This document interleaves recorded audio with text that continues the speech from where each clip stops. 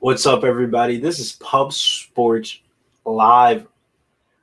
We usually do this on Pub Sports, but we're switching it up today, dealing with some technical difficulties backstage with the regular main um, YouTube channel. So we're on Pub Sports Live. NBA DFS video today is February the 22nd, Monday. Very excited for the 6-game slate. Not a lot of news to jump into, but a lot of news to follow throughout the day. Just some secondary pieces that may open up some value throughout today's slate. The notable injury news for this slate is Tyler Hero is questionable. DeMarcus Cousins is questionable. Victor Oladipo is doubtful. Devontae Graham is doubtful. Dylan Brooks is out, and Goran Dragic is also out as well. But first game here is the Houston Rockets versus the Chicago Bulls. The Bulls are 1-point favorites. Over-under here is 228. Pretty high over-under. I like the game environment. This is a pace-up spot for both teams here. Eric Gordon really pops out to me, $5,300 and $6,300. More over on FanDuel, though. With Wood and Oladipo out, they take up a lot of usage. Without them, Eric Gordon is going to be really viable. He's going to be the main ball handler on that second unit. John Wall also as well. He's been showing some upside of recent. My only concern with John Wall would be he's very real-life, highly scoring dependent for his fantasy performance to, really pay off. He isn't the type of guy to get you 10 rebounds and 7 assists and a couple steals that might cover a bad shooting night. If he has a bad shooting night, he's going to bust at that price tag, $8,500 and $8,000 over there on DK also as well. On the Chicago Bulls side, this may set up for a good mini stack if we get some news. Zach LaVine, $9,800. He has as much upside as anyone on this slate. He has scored 30-plus real-life points in 7 out of his last 8 games. Absolutely absurd. Playing at an all-star level. It would be absolute disrespect if he doesn't get an all-star nod this year. Also, Wendell Carter on DraftKings and FanDuel. He's kind of popping out for me. He has scored double digits in 10 games in a row. He's looking pretty good coming off of a quad injury. Patrick Williams also as well. He has taken advantage of no Otto Porter and Lauri Markkanen in the lineup. I really like him over on FanDuel where you got to play 2 power forwards. I'll probably run 1 DK lineup today and then 3 FanDuel lineups today. That's really how I'm looking at this slate. Playing all GPPs today, no cash games from me. Not really liking this slate for cash games too much. Dallas, though, they're 5-point favorites over the Memphis Grizzlies. This is the second game of the night. Over under here is 231.5. And man, Luka Doncic, even though he has a very expensive price tag, I think the highest on the board tonight. I like the game environment tonight for Dallas. Dallas has been an over team these last few weeks. Luka's coming off the back-to-back 40-plus point real-life point games. So I really like Luka Doncic as a pay-up option on this slate. I feel like the pay-up options on this slate is going to end up being chalky by the time we get ownership news around I'd say 3-4 o'clock. That's the first batch of ownership news. Going down a little bit more, I like Kristaps Porzingis. He seems like a boom-bust type of guy, but I'm leaning towards today's more of a boom against this Memphis Grizzlies. Very high over-under. Gets a good matchup against the Grizzlies also as well. I think Joe Val's a good defender, but I don't think he's a good lateral defender. And Kristaps Porzingis, he's like an oversized forward playing the big man position. Maxi Kleber also as well. Not a lot of secure value on this slate so far. I think Maxi Kleber gives you a safe floor in a game stack if you're looking for value tonight. That's one of the game stacks I'm looking at is this Memphis Grizzlies Dallas as a mini game stack. On the Memphis side, Ja Morant, $7,200, $7,500. Seems like a good buy low window.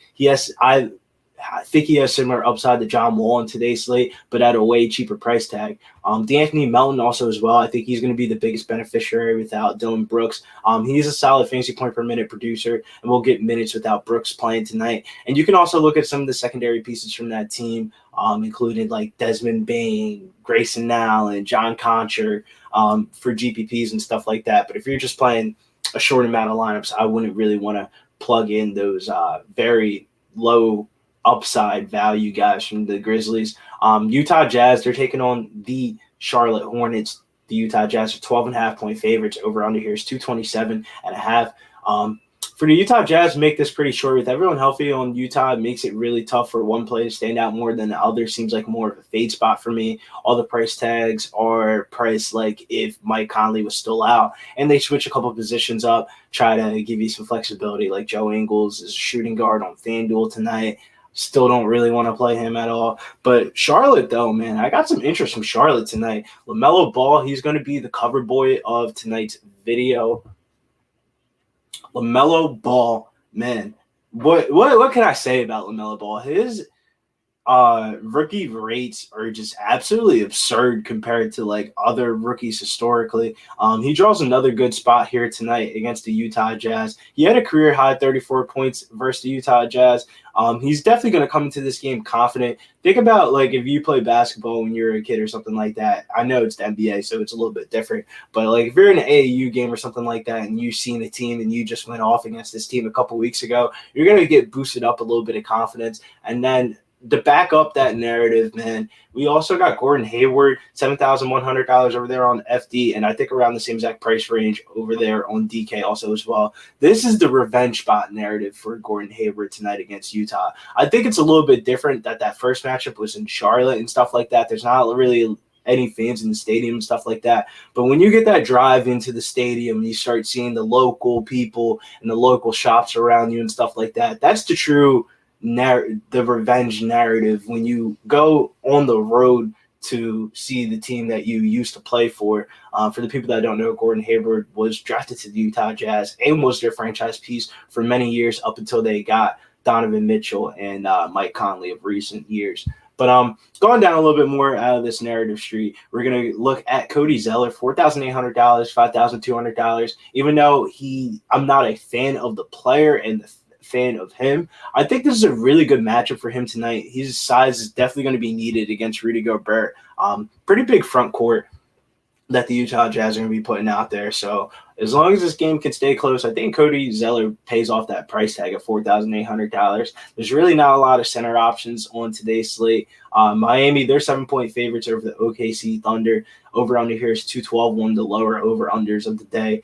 Really hard to break down the Heat without this Tyler Hero news. But if he were to miss, that would increase my interest in all the Heat players. Most importantly, Kendrick Nunn. I think without Goran Dragic and Tyler Hero, Kendrick Nunn has a really safe floor. Duncan Robinson also as well. He would get a little bit more wing minutes. And then also, I know this doesn't correlate as well, but any minutes towards Kelly Olynyk's minutes are always going to be productive. And as bad of a center slate this is, he's a very cheap price tag today over there on FanDuel and DK. I played him, I think it was Friday maybe, and he paid off his price tag pretty well. And I was pretty shocked that Kelly Olynyk did, like, I think he hit 6x value on that slate. Pretty wild. But on the OKC side, personally, man, I really don't want to play anybody from OKC. If you're playing cash games today, I think you're going to need Shai Gilgeous-Alexander just from the ownership perspective. But, man, do I want to pay $7,500 on this slate for Shai Gilgeous-Alexander when there's already not a lot of value and LaMelo Ball's in the same exact price range? Like, I think LaMelo Ball gives you 1,000 times more upside than Shai does at this price tag. I think this is a bad spot for Shai against the Miami Heat. I'm not really a big fan of this spot for Shai. I like the price tag, though. $7,500 is pretty cheap. I think it's definitely cash game viable, but I think it's worthy of a fade in GPPs. Also, Al Horford, $6,100 over there on FD only, I would say. I wouldn't really want to waste my center spot on him on Draftkings, but on FanDuel, where you have to play one center, I kind of like Al Horford at $6,100, but I think a couple centers in the other games are going to pop out just a tad bit more than Al Horford does for me today. This next game is the Portland Trailblazers versus the Phoenix Suns. The Phoenix Suns are 6-point favorites. Over under here is 228.5. I really like the secondary pieces from the Blazers today. Damian Lillard's price tag on both websites feel really expensive to me today. My favorite secondary pieces from the Portland Trailblazers are going to be Gary Trent Jr., Enes Kanter, and Derrick Jones Jr. One thing that I'm really looking to do for this slate is out of my three teams, this is how I'm going to play my three teams out of broad view perspective. I'm going to mini stack that Memphis-Dallas game, mix in a couple of the early value guys from that Houston and Chicago game, maybe a stud like Levine, and then put an optimal team together where it's just like good point per dollar plays and stuff like that. And then my last team is going to be like a good late night hammer option that's really going to feature these last two games of the night: Portland, Phoenix, Washington, Lakers. I think that last game of the night has a lot of appealing upside for some of the studs on this slate. But on the Phoenix side, I could definitely see it running it back with two guys. DeAndre Ayton, $6,600 over there on FanDuel seems a little bit too cheap. And I forget his DK price tag off the top of my head. I don't have my sheet in front of me. But DeAndre Ayton, man, he had a pretty good match. He had a pretty good first outing against the Phoenix Suns not too long ago. I think he can repeat that same performance, get a double-double.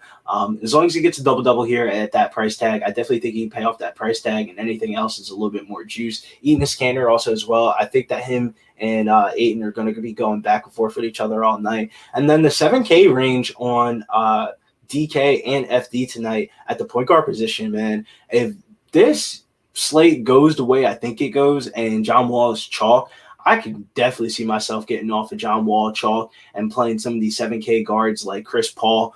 Chris Paul, $7,500. He's going to draw a great matchup tonight. His assist numbers have been looking pretty juicy. And Jay Crowder also as well, $4,600 on FD at a punt power forward position that is never going to give you the warm and fuzzies, as I like to call it. Last game of the night here is going to be the Washington Wizards versus the LA Lakers. LA Lakers 6.5 point favorites. Over under here is 225.5. Man, you talk about the studs in this game. I really love the studs in this game tonight. Washington, the two studs off of that team, Russell Westbrook and Bradley Beal. As long as Bradley Beal is below $10,000, he might pay off that price tag every time. So I'm definitely going to try to get me some Bradley Beal in a late night hammer option. I think he has more. I can't say that. He has more upside than Russ, but I think Russ can get that triple-double bonus and that double-double bonus so easily on DK that it's really not the same type of conversation. And I like really Russ's price tag way cheaper than Damian Lillard tonight. So if Damian Lillard or John Wall are going to be chalk, I can kind of see myself playing Russ and LeBron. LeBron right now is my favorite stud of the slate so far. He didn't get the cover boy privileges tonight because I feel like Lamelo Ball is a little bit more of a conviction play tonight. Man, like I said earlier, Lamelo Ball had 34 real-life points in that game against the Utah Jazz earlier this year. He had 7 3-pointers. You can't tell me he's not coming into this game tonight and feeling himself a little bit, thinking like, I don't give a fuck about Mike Conley and Donovan Mitchell. I'm about to go get some buckets tonight. That's the reason why LaMelo Ball got the cover boy privileges over LeBron James tonight. But I really do like LeBron James tonight, and I kind of like the value options from the Lakers tonight. The Lakers are still without Anthony Davis and Dennis Schroeder, so they're going to be down a couple guys in their main rotation. So that's really going to pop up guys like Kentavious Caldwell-Pope, Alex Caruso, Taylor Horton Tucker, and Kyle Kuzma. Kyle Kuzma is also listed as questionable today, so that's also an injury news that you may need to follow. That's why I feel like one of my 3 lineups today, or 2 out of my 3 lineups today over on FanDuel, really might have to backload this game because it's the only 10 o'clock game. So I'll give you a little bit of strategy here. When you backload something and you play a 10 o'clock game, you need to play multiple pieces from that 10 o'clock game. So some shit does go wrong. And call me crazy, but in the COVID era, man, shit has been going wrong. Like 2 minutes before the game or 5 minutes after the game has locked on both websites. People are getting ruled out. So it's a very valid strategy. You want to play multiple studs and maybe a couple value guys from that late night game if it's only one solo 10 o'clock game. So if some shit does happen, you can be able to flip around pieces and stuff like that. That's kind of really how I'm idealizing this slate. Mixing a couple of the early games, mixing a couple of the night games, have one game that feels like a cash game hybrid, and go along with the rest of my Monday and try to make this cash. Let's check over to the chat real quick. What's up, Big Show Picks? Shouts to Big Show Picks, running things over there on Twitch for Pub Sports Radio. You can check him out over on Twitch playing video games and stuff like that. And then you can also catch him over on our channel also as well, a part of the panel on some nights. Create a night slate lineup and then throw that into the main. Yeah, Big Show. That's kind of exactly what I'm talking about. Like, I'll literally go inside this optimizer right here. If I'm playing like three lineups, I probably won't use Fancy Cruncher. It doesn't feel like I need to use Fancy Cruncher if I'm playing only 3 lineups. But like, I will literally go like this. Bang, bang, bang, bang. Take off this Houston Rockets Chicago game, Dallas, Memphis, and then take off this OKC Miami game because I don't like it that much. And then press optimize and act like it's a 3-game slate just like that. And then you're going to get the value pieces at such a suppressed ownership compared to the rest of the other games because people aren't going into their optimizer and taking out 3 games and making it into a 3-game slate. And then another thing before I head on out of here that you need to do is after the slate closes, about like an hour into it, I'm going to do it myself. I usually try to always do it, but sometimes real life shit gets kind of messed up in the way with it. I really like to go back into my teams after like 30, 40 minutes of lock or like the halftime of like this 8 o'clock game. Probably I'll do it and just go back in and see what I can switch in and out to get a little bit more upside on my team because people don't re-optimize their teams after the slate closes. People put in their lineups and then that's their lineup for their day and stuff like that. And I feel like that's just a way you're burning money at that point. You know, this year, most importantly, has been way different than other years of where you need to really follow up to the news. You need to get that notification like it's a text message because the way things are moving and so many moving pieces that one play that might not look that good at 12 o'clock in the morning while we do this video or something like that, or 12 noon, I should say, that play might come up at 9:30 before the LA Lakers Washington game. Somebody randomly got ruled out and now so-and-so is in play or something like that. So it's just the way I've been kind of going about my game theories on different slates. And most importantly, these type of slates where it's like settled off until like a football type of slate. You get the 2 8 o'clock games, you get the 2 9 o'clock games, and then you get the 1 late night hammer. So that's just the way I'm going about this strategy today. What's up, MMA Locker Room? How you doing, Millie Mills? Make sure you check out Millie Mills over at MMA Locker Room. Always giving out some tidbits and stuff like that, either if it's injury news or fighter news or interviews and stuff like that. Really good follow. And then he has a good segment called Bet Your Lunch Money. Just some good plays where either if it's MMA or NBA also as well. Yeah, man, Mills, my thing is like, man, you can make so much money off some of these DFS slates that like it's more appealing than betting sometimes. Like tonight, I'm probably not going to make any bets and just roll out all daily fantasy lineups. Play this. It's like a $15 3 max, so about like $45, and then put like another 5 to 10 in like some single entries and stuff like that, and then spend like $55, and it's more profitable than spending $55 on betting on a spread or something like that. But I'm about to head on out of here. Make sure you follow me over on Twitter at Getting Bills. Nice talking to you guys this morning. Nice little Monday morning video to get the week started off. We're really looking to get some momentum going into tonight's slate and carry it throughout the rest of this week because it's a big UFC pay-per-view event this week. So we want to get this momentum going and get this money train started early. I'm about to head on out of here. Have a great, safe, blessed Monday.